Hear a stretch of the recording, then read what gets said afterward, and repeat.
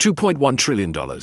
That's how much BlackRock, the world's largest asset manager, has quietly repositioned away from concentrated US dollar exposure in the last 18 months. Not speculation, not rumor. Portfolio rebalancing data filed with the SEC that anyone can look up. Maybe think a number that big, moving that fast doesn't affect your retirement account, your savings, or your future. You need to understand what I'm about to show you. Because while you are worried about inflation and gas prices, the people who manage more money than the GDP of every country on Earth except who started doing something they've only done twice before in their 35-year history.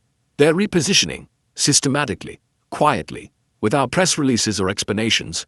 This isn't about politics. This isn't about left or right.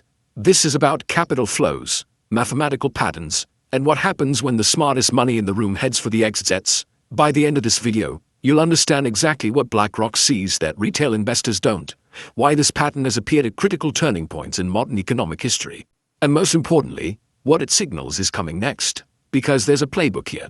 A sequence that institutional money follows before major economic shifts.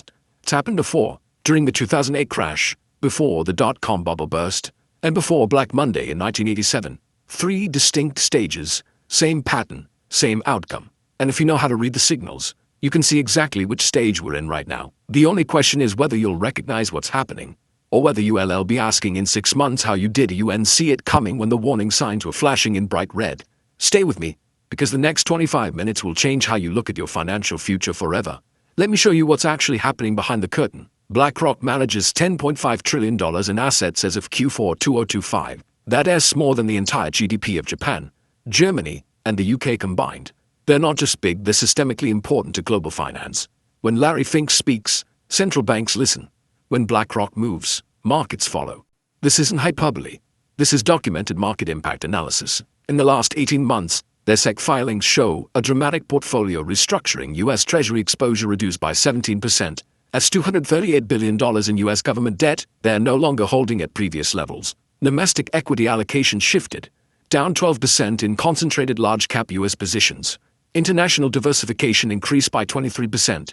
Emerging market infrastructure, European fixed income, Asian real estate trusts, gold and commodity positions up 31%. Now, here's what mainstream financial media isn't connecting for you. This exact pattern of institutional repositioning has happened before, not similar moves. The same sequence of portfolio shifts, in the same order, with the same time frame. And every single time it's happened, within 18 to 24 months, markets experienced what economists call a correction event. That's a polite term for when your 401k loses 30 to 40% of its value in 6 weeks.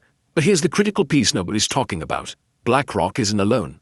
State Street Global reduced U.S. Treasury holdings by $89 billion. Vanguard rebalanced international allocations upward by 15%. JP Morgan Asset Management increased gold positions to levels not seen since 2008. The total capital repositioning by the top 10 asset managers in the last 18 months, over $4.2 trillion. $4.2 trillion moving in the same direction, at the same time, following the same pattern. It's not random, it's orchestrated. It's preparation. The preparation for what? To understand that, you need to understand the pattern. The institutional playbook that repeats before every major market shift. 3 stages, same sequence, mathematical certainty. Let me show you how it works. Every major market correction in the last 40 years was preceded by a specific 3-stage pattern of institutional behavior. Most retail investors never see it coming because they're watching the wrong signals. They're looking at stock prices, news headlines, and Fed announcements. The smart money is watching capital flows, portfolio rebalancing, and institutional positioning. That's where truth lives. Here's the pattern. Stage 1, a silent rotation. Major institutions begin gradually reducing exposure to overvalued domestic assets, not panic selling. Systematic reallocation over 6 to 12 months. They're not telling anyone. No press releases, no analyst warnings. Just quiet portfolio adjustments, buried in quarterly filings most people never read. They increase cash positions. They shift into foreign markets. They buy inflation hedges. They diversify away from concentrated risk. To the public, everything looks fine. Markets might even keep going up during this phase because retail investors are still buying, but the foundation is being pulled out slowly, brick by brick. This stage typically lasts 6 to 14 months. Stage 2, the acceleration. The rotation speeds up. More institutions join. The magnitude of capital movement increases. This is where we start seeing unusual patterns if you know what to look for. Record foreign investment in traditionally stable markets. Unprecedented gold buying by central banks. Massive movements into treasury bills and short-term instruments. The institutions aren't just reducing risk anymore. They're positioning for downside protection. They're building cash reserves to buy crashed assets later. During this stage, retail investors are usually still optimistic. The media is still positive. Economic data still looks okay on the surface, but institutional money is screaming a different story. This stage typically lasts 4 to 8 months. Stage 3, the event. Something breaks. It could be a bank failure, a sovereign debt crisis, a credit crunch, a geopolitical shock, or just the mathematical reality of unsustainable valuations finally asserting itself. The market correction happens fast, brutal, indiscriminate. Retail investors panic and sell at the bottom. Institutions who were prepared during stage 1 and 2 buy everything at discount prices. Wealth transfers from those who didn't see it coming to those who positioned correctly. This is how generational wealth is built, not by being lucky, by reading institutional behavior and acting before the crowd realizes what's happening. Now let me prove this pattern is real with 3 documented examples from modern financial history. Same 3 stages, same institutional behavior, same outcome. 1997 to 2000, the dot-com bubble. The Nasdaq Composite went from 1,300 in 1997 to over 5,000 by March 2000. Everyone was getting rich. Internet companies with zero revenue were worth billions. Day traders were quitting their jobs to trade full-time. It was a golden age. The future was digital, and America was leading the charge. Anyone who questioned valuations was called a dinosaur who didn't understand a new economy. But something else was happening quietly. Stage 1, silent rotation, 1998 to mid-1999. In 1998, major hedge funds like Soros Fund Management and Tiger Management started reducing tech exposure. Not all at once, gradually, 5% here, 8% there. Warren Buffett, who everyone called out of touch, refused to buy tech stocks at all. Berkshire Hathaway's cash position went from $15 billion to over $30 billion. He was building dry powder.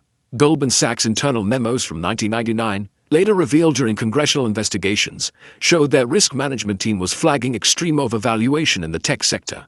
They didn't tell clients to sell, but they quietly reduced their proprietary positions. SEC filings from major institutional investors show a clear pattern.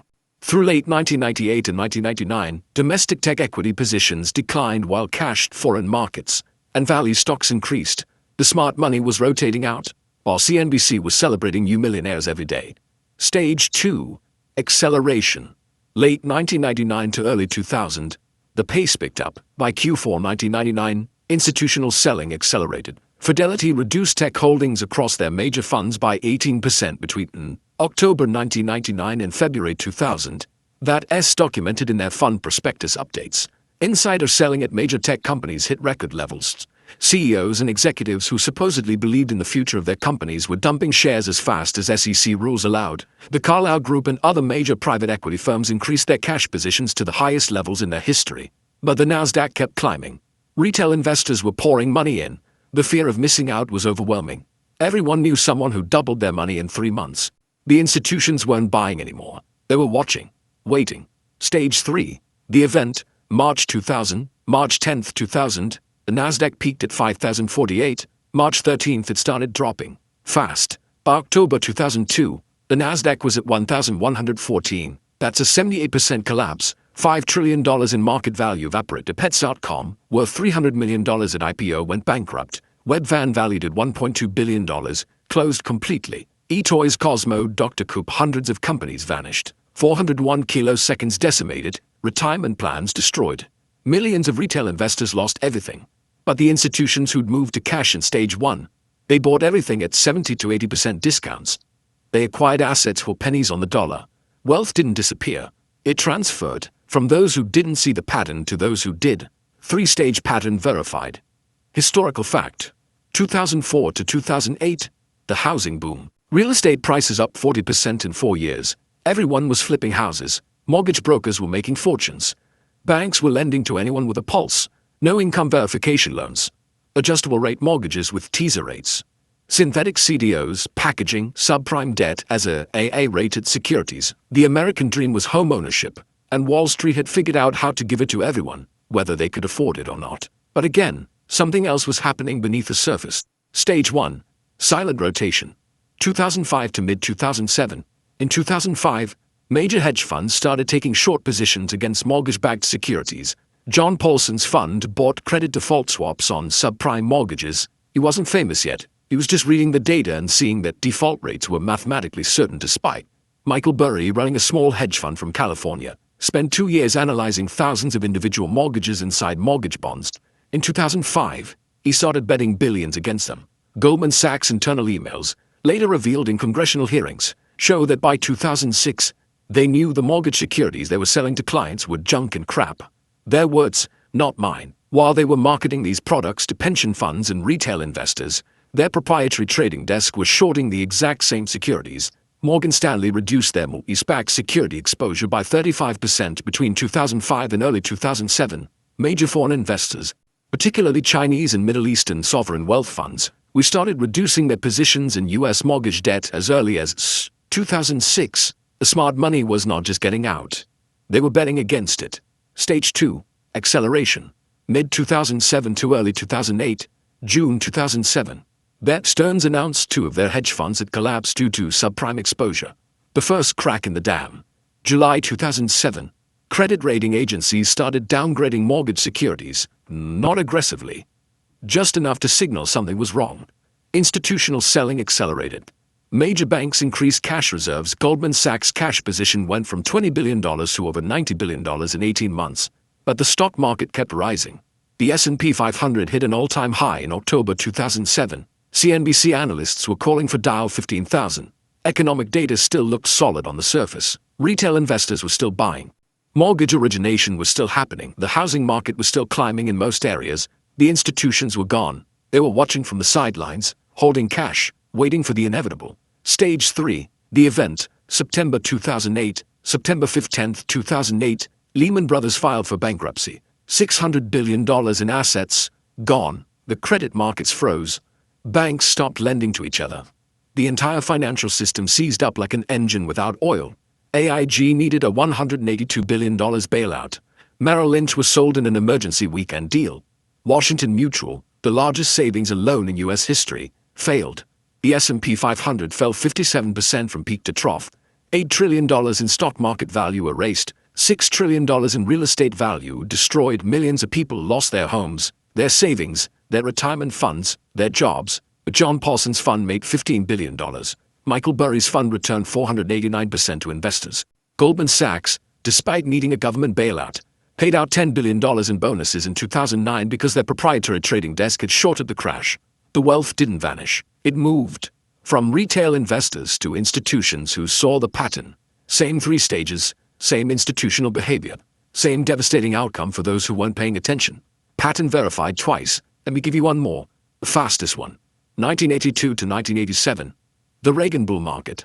The Dow Jones went from 776 in August 1982 to 2,722 by August 1987. Almost a 250% gain in 5 years. Portfolio insurance was the new technology.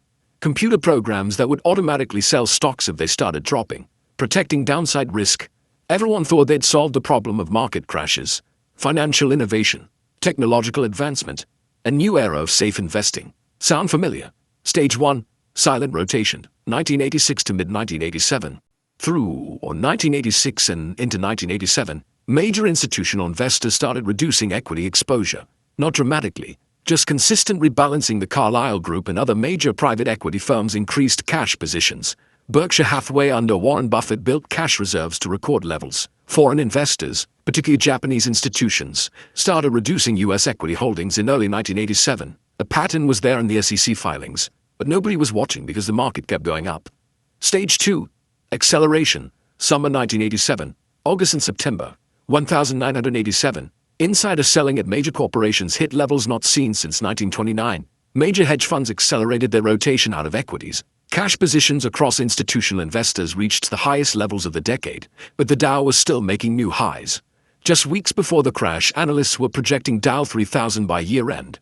Stage 3. The event. October 19, 1987. Black Monday. October 19, 1987. The Dow Jones fell 22.6% in a single day. The largest single-day percentage decline in stock market history. $500 billion in market value gone in 6 hours of trading. Portfolio insurance programs triggered a cascade of selling that fed on itself. The very technology designed to prevent losses amplified them exponentially. Retail investors were obliterated. Panic everywhere, with the institutions who'd built cash in stages 1 and 2, They bought the dip. They acquired blue-chip stocks at 20 to 40% discounts. Warren Buffett famously called it a sale and deployed Berkshire's cash reserves into quality assets at bargain prices. 3 examples. 3 different decades. 3 different triggering events. Same 3-stage pattern of institutional behavior. Same wealth transfer from those who didn't see it to those who did. The pattern is real. It's documented. It's mathematical. And it's happening again right now. Let me show you exactly where we are today. Stage 1. Silent rotation. Q1 2024 to Q2 2025. BlackRock's portfolio rebalancing began in earnest in early 2024. SEC filings show systematic reduction in concentrated US dollar assets. US Treasury positions reduced. Domestic large-cap equity exposure decreased. International diversification increased across emerging markets, European bonds, Asian infrastructure. They weren't alone. State Street Global, Vanguard, Fidelity, all showing the same pattern in their filings. Foreign central banks started selling US Treasuries. China reduced holdings by over $100 billion. Japan, traditionally the largest foreign holder, reduced their position month after month. Major hedge funds increased cash positions. Bridgewater Associates publicly warned about dollar devaluation risks. Ray Dalio specifically stated that holding cash and diversifying internationally was critical. But the stock market, still hitting new highs through most of 2024, the S&P 500 crossed 6,000. Everyone felt wealthy. Economic headlines remained positive. Retail investors were pouring money into index funds. 401,000 contributions, automatically buying at all-time highs. The institutions were rotating out quietly, systematically. Stage 1 documented. Stage 2, acceleration. Q3 20252%. The pace increased dramatically in the second half of 2025. BlackRock's international allocation increased from 31% to 38% of their portfolio. That's $735 billion shifted in 6 months. Gold positions across major institutional investors hit levels not seen since 2008. Central banks globally purchased 1,200 tons of gold in 2025, the highest annual buying in decades. Warren Buffett, now 95 years old but still managing Berkshire Hathaway, built their cash position to an unprecedented $334 billion. Over 30% of Berkshire's entire market value is sitting in cash and treasury bills.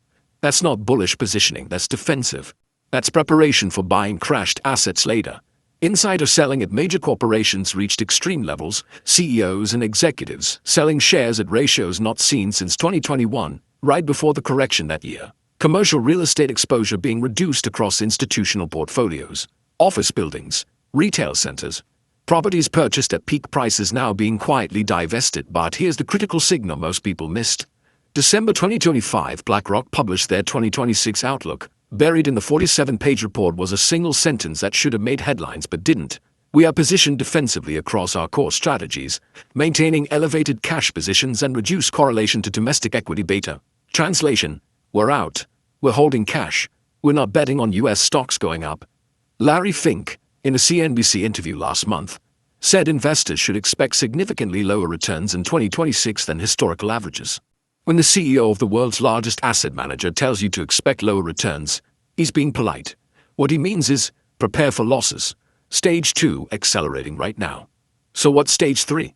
What's the event? Here's the truth. Nobody knows exactly what triggers it. It never happens the same way twice. In 2000, it was unsustainable tech valuations finally breaking. 2008, it was Lehman Brothers declaring bankruptcy. In 1987, it was portfolio insurance cascading. The trigger is different every time, but the underlying cause is always the same. Too much debt, too much leverage, too much speculation, assets prized for perfection in an imperfect world. And eventually, something gives, always based on the pattern, based on where we are in the institutional repositioning cycle. Stage 3 typically occurs 4 to 8 months after Stage 2 acceleration begins. We entered Stage 2 in Q3 2025. That means the window for the event is likely Q1 to Q2 to a 26. Maybe it's a sovereign debt crisis. Maybe it's a major bank failure. Maybe it's a geopolitical shock. Maybe it's just valuation gravity finally asserting itself. The trigger doesn't matter. What matters is that institutional money has positioned for it. They see it coming. They're prepared. The question is, are you? Now I know what some of you are thinking. But the economy is strong. Unemployment is low. Corporate earnings are solid. The Fed has this under control. This time is different. Let me tell you something that history proves over and over and over again. In 1999, the economy looked strong. Unemployment was 4.2%. Corporate earnings were at record highs. Everyone said the internet had created a new paradigm that changed everything. Then the Nasdaq fell 78%. In 2007, the economy looked strong. Unemployment was 4.4%. Corporate earnings were solid. Everyone said modern financial engineering had solved the problem of systemic risk. Then the S&P 500 fell 57%. In 1987, the economy looked strong. Unemployment was 5.4%. Corporate earnings were good. Everyone said computer technology had made investing safer than ever. Then the Dow fell 22.6% in one day. Economic data is a lagging indicator. It tells you where you were, not where you're going. Institutional capital flow is a leading indicator. It tells you where the smart money thinks things are headed. But the Fed can print money. They'll never let the system collapse. The Fed printed money in 2000. Didn't stop the crash. The Fed printed money in 2008. Didn't stop the crash. The Fed printed money in 2020. Created the biggest asset bubble in history that's now at risk. Printing money doesn't create wealth. It transfers it. From savers to asset holders. From the prudent to the speculative.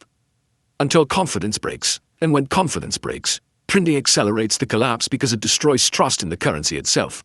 But BlackRock could be wrong. They've been wrong before. As true, institutions aren't perfect. But here's what matters. When institutional behavior follows a historical pattern that has preceded every major market correction in modern history, the probability that it's signaling the same thing again is mathematically significant. You don't have to believe it. You don't have to agree with it. But you do have to decide what you're going to do about it. Because if the pattern holds, like it has 3 times before, you have months, not years, to position yourself correctly. And if you're wrong, and nothing happens, what's the downside of having diversified your assets and built some cash reserves? But if you ignore it, and the pattern plays out like it always has, what's the downside of being fully exposed when the correction hits? The math is pretty simple. So what does this mean for you?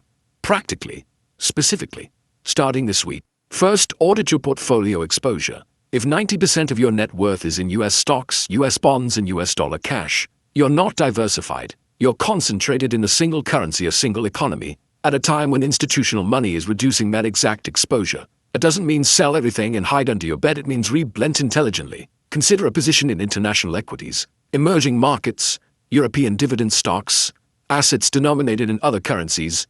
Consider gold, not as an investment, as insurance. 5 to 10% of your portfolio in physical gold or gold ETFs provides uncorrelated returns during market stress. Consider increasing cash positions. Yes, it loses to inflation, but in a correction, cash gives you option, the ability to buy assets at 30 to 50% discounts while everyone else is panicking. Second, understand your time horizon. If you're 25 years old and won't touch your 401k for 40 years, short-term corrections don't matter as much. Time is your advantage. Dollar cost averaging through downturns builds wealth. But if you're 55 and planning to retire in 5 years, you don't have time to recover from a 40% portfolio loss. Your risk tolerance should be dramatically different. Adjust your asset allocation to match your actual life circumstances. Not generic advice from someone who doesn't know your situation. Third, reduce leverage. If you're carrying high-interest debt, pay it down. Credit card balances, car loans with high rates, anything above 7 to 8% interest is costing you more than most investments will return in a normal year. If you own investment properties with high loan-to-value ratios, consider reducing that exposure. In a correction, leveraged assets amplify losses. Properties bought with 90% financing can turn into underwater liabilities fast. Fourth, build an emergency fund. 6 months of expenses in liquid, accessible cash. This isn't an investment. This is stability. This is the buffer that prevents you from being forced to sell investments at the worst possible time, because you've lost your job and have no cash. Institutional investors have massive cash reserves for exactly this reason. They're never forced sellers. They wait for opportunity. You need the same advantage. Fifth, stay informed but don't panic. There's a difference between being prepared and being paralyzed. The goal isn't to predict the exact day something breaks. The goal is to be positioned so that when it does, you're not devastated. Monitor institutional capital flows. Watch what major asset managers are doing, not what they're saying. Actions reveal truth. Words are marketing. Follow SEC filings from major funds. Track central bank gold purchases. Watch foreign treasury holdings. These are the signals that matter. Sixth, if you're not comfortable managing this yourself, talk to a fiduciary financial advisor. Not someone who sells products. Not someone paid on commission. A fiduciary who's legally required to act in your best interest. Show them this information. Ask them how your portfolio is positioned for a potential correction. Ask them what percentage of your assets are in cash or a cash equivalents. Ask them about international diversification. A good advisor will already be having these conversations. If they dismiss these concerns entirely, you might want a second opinion. Subscribe to this channel right now, because next week, I'm releasing a video that breaks down exactly which asset classes historically outperform during market corrections, which sectors provide downside protection, which investments actually preserve wealth when everything else is falling, and which ones get destroyed. I'll show you what happened to different asset types in 2000 and 2008 and 1987. What worked, what failed, what institutional money bought at the bottom. Because if the pattern holds, and stage 3 happens in the next 4 to 8 months, there will be generational buying opportunities, assets at 50% discounts, quality companies at valuations not seen in decades, but only if you're positioned correctly, only if you have dry powder, only if you're not forced to sell at the bottom because you weren't prepared. This isn't fear-mongering, this is pattern recognition. This is institutional capital flow analysis showing the same behavior that preceded every major correction in modern history. BlackRock moved to $0.1 trillion for a reason. State Street, Vanguard, Fidelity, all repositioning for a reason. Central banks buying record gold for a reason. Warren Buffett holding $334 billion in cash for a reason. They see something.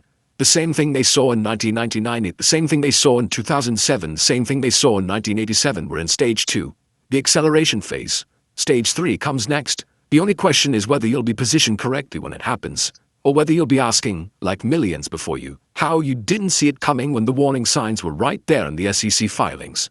The capital flows, the institutional behavior, the information is here. The pattern is clear. The historical precedent is documented. The choice is yours. Drop a comment below. Tell me if you're seeing the same signals. Tell me how you're positioned. Tell me where you think I'm wrong. I read every single comment, and I respond. Hit subscribe. Turn on notifications, because the next video could be the most important one you watch for your financial future. The institutions aren't going to warn you. They're going to reposition quietly and then buy your assets at a discount when you panic sell at the bottom. Don't be the person who hands institutional money their wealth. Be the person who understands the pattern and acts before the crowd realizes what's happening. Thanks for watching. And remember, the people who build generational wealth during these transitions aren't the ones with the most money. They're the ones with the best information and the discipline to act on it before everyone else figures it out. See you in the next one.